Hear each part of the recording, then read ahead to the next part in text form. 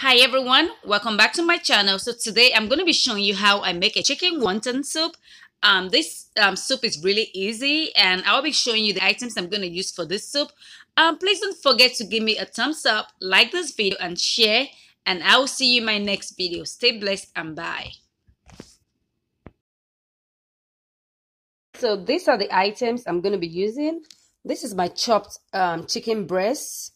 And those are the spices and condiments I'm going to be using, which is the red onion, the spring onion, cilantro, and parsley.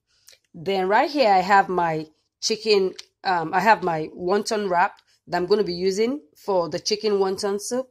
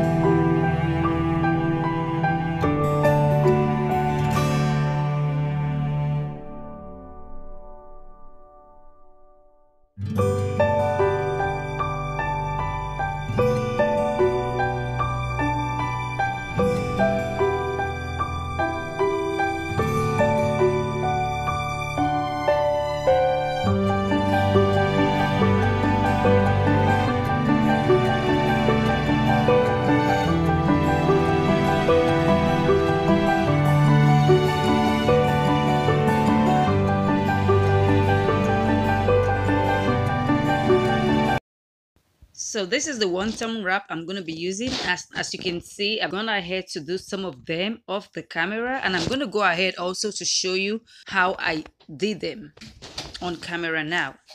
So these are the ones I've done so far, and I still have this left. So I'm going to finish everything and I'll come back and show you everything I've done. This is everything, so I'm done doing everything. You can see the bowl is empty, and I'm going to be showing the ones I have left. This is the leftover wonton wrap I have left. I didn't end up using everything. And this is the sauce right now, still cooking.